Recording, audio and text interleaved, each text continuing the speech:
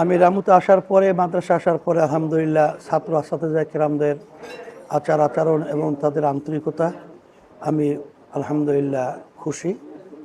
আর আপনারা আসছেন, বিশেষ করে আমরা রামু এবং আমাদের লোকজন সহ আমরা যে কথাটা বলতে চাই যে 5ই আগস্টের পরে আমাদের দেশ যে আবার নতুনভাবে স্বাধীনতা পেয়েছি, এই স্বাধীনতা অর্জন করা সহজ, কিন্তু ধরে রাখা কিন্তু বড় কঠিন। তাই সেদিক থেকে আমরা বলবো অতীতের আমাদের ইতিহাস থেকে শিক্ষা গ্রহণ করা এবং আমরা যেন সুন্দর দেশ গড়তে পারি মানবতার পক্ষে, ইসলামের পক্ষে এবং দেশের পক্ষে আমরা যেন আন্তরিক হই। ব্যক্তির চেয়ে দল বড় আর দলের চেয়ে দেশ বড়, এটা আমাদের সকলের মাথায় রেখে আমরা সেইভাবে কাজ করার বিশেষ করে আমি সকলকে আহ্বান করছি এবং সকলকে আমি অনুরোধ করছি।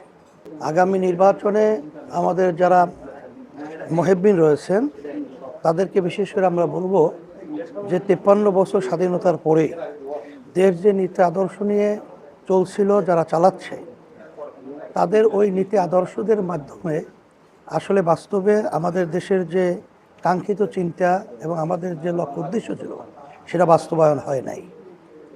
এই জন্য 5ই আগস্টের পরে সকলকেই, বিশেষ করে আমাদের লোকজন সহ সবাইকে বলবো যে ইসলামী নীতি আদর্শ এটা হলো সর্বশ্রেষ্ঠ সেরা নীতি আদর্শ দুনিয়ার দিক থেকেও আখেরাতে কল্যাণের জন্য।